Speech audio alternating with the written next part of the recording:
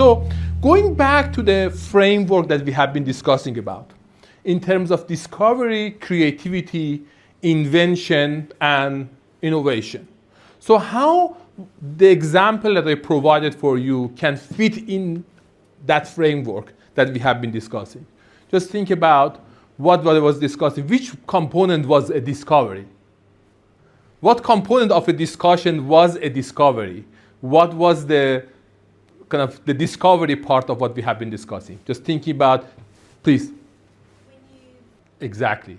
So when we define that executive control network can be involved in drug craving regulation, that is called discovery. Okay? So discovery is very important. So we cannot ignore discovery. That is what we do in medical school in terms of discovering new things.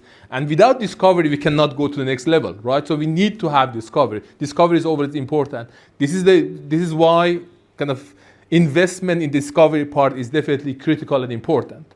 What about the creativity part? What was the creative ideas that people had to be able to use that sort of discovery? So the creativity can be just researcher thinking that, okay, we have this executive control network. If we can enhance the executive control network connectivity, that could potentially be helpful for reducing craving, right? So that is when people are sitting together and they have creative ideas, okay, let's just try to modulate that circuit, and that could be creativity, right? But they haven't done anything. And then there are inventions in terms of engineers develop that transcranial electrical stimulation device that can boost electrical executive control network. That is the invention part.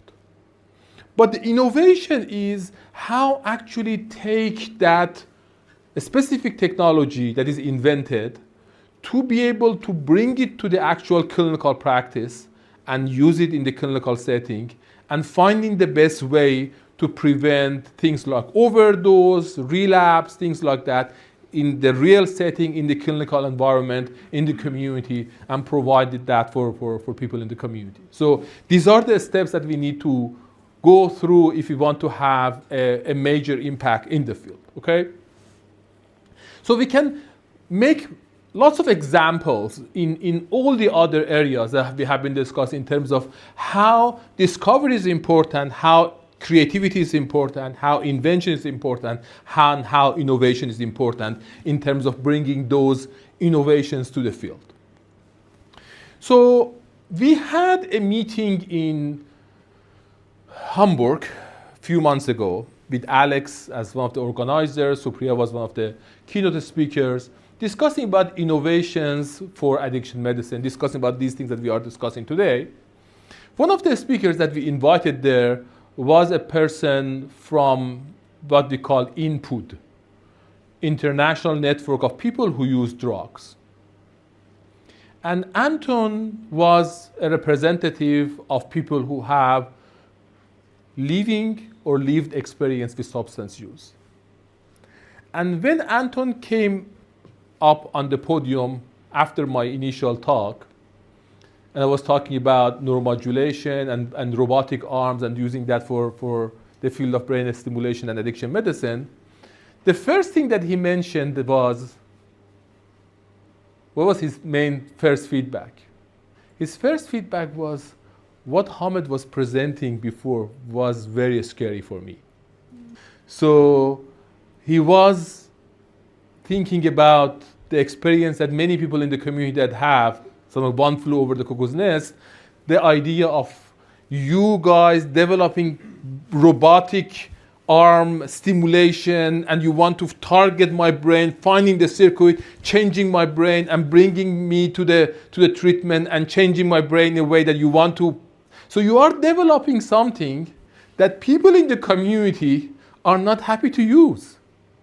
They are scared about what you are developing. And you are happy in your kind of nature papers that I'm basically doing something very crazy but people are not happy to use it.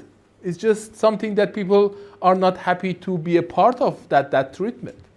And I was thinking, oh my goodness, this is a very important part. If you want to do those innovations, you definitely need to be with the community and see how you can do. And this is a kind of a QR code to Anton's talk. I highly recommend you to see his talk. But one of the other things that he was mentioning, that nothing about us without us. If you are developing something for us, we are not involved in that process. And that is not right. This is not only a scientific principle, but it's a kind of moral kind of commitment that we need to get them involved. So in Minnesota, we started a network that we call MIREN, or Minnesota Innovations in Recovery Network. Because as I told you, we have medical discovery, treatment, addiction, 60 distinguished researchers, and people have been doing their own stuff in the university for addiction treatment. Now we realize that we need to develop a platform that we have people in the community and people from academia sitting together on the same level, not us there and then talking to them from the top. It's just we are on the same kind of situation, the same people, people from community, us, and we go to communities, they come to the university, just kind of in a shared collaborative platform, and trying to develop things together and co-develop different materials together and discussing about innovation and how innovation should look like. And meanwhile, realizing that going to those recovery communities, and we have a couple of them in Minnesota, one of the first things I'm realizing that many materials that they are using are developed, for example, the Alcoholics Anonymous materials are developed something like 80, 90 years ago. Even when you go to things like kind of craft or Marlet method or motivational interviewing, they are something like 40 years old.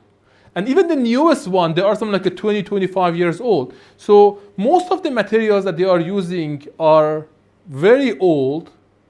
And all the new advances that we have in neuroscience and discussing about brain and neuroscience and circuits and all those kind of things, none of them are reflected on the materials that they're actually being used. So nothing is about brain, nothing is about all the kind of the neuroscience that we are discussing, advances in the field.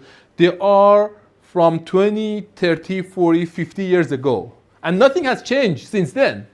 You are just surprised in terms of, okay, in the university we are doing fantastic things, but what is actually happening in the community is way different on what is happening in the community, which is heartbreaking.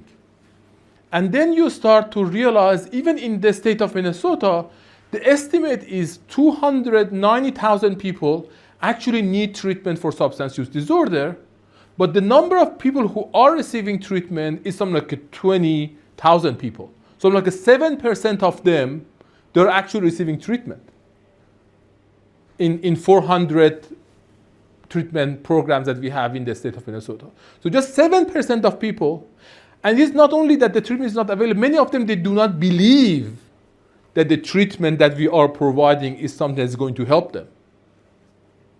And so even when we talk about with people who are in the recovery community, they are just 7% of the entire community. So there are many people in the community that are not even in the treatment programs, and they are suffering from substance use disorder. So we need to consider those people.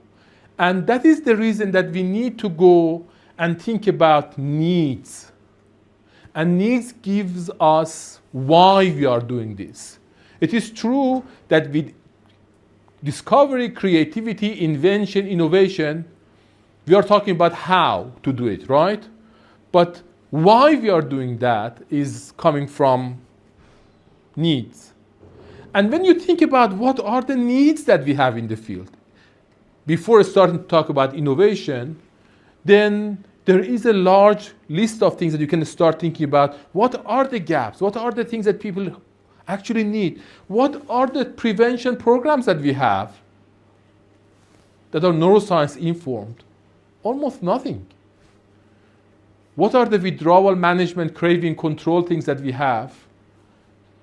Do we have access to comprehensive treatments in the community? What are the overdose prevention, harm reduction things that we are going to have?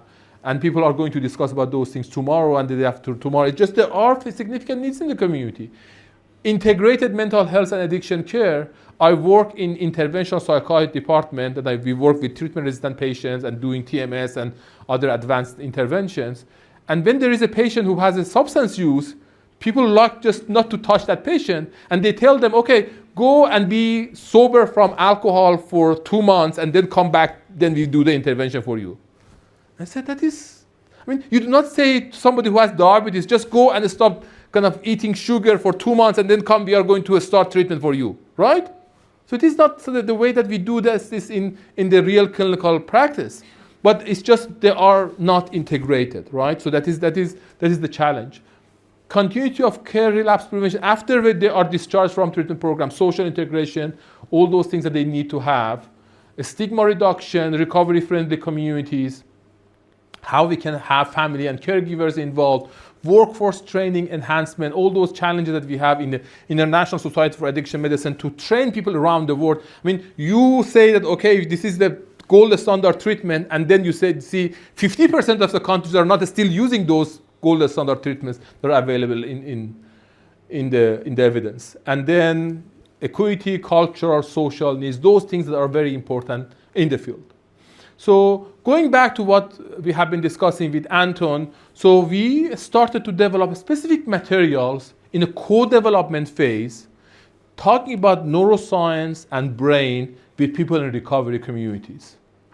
To help them to understand, when we discuss about executive control network, how they are actually involved in the process of craving and addiction and recovery. And developing materials that are helpful for those to understand what we are talking about. And we are developing them together with people in the community. So the vernacular that we are using is the vernacular of people who are in the recovery community to be able to understand what we are discussing. And we are asking them, what are the questions that you have from us as neuroscientists? And what are the things that you want to have? And how we can provide you with the answer of the questions that you have in the community.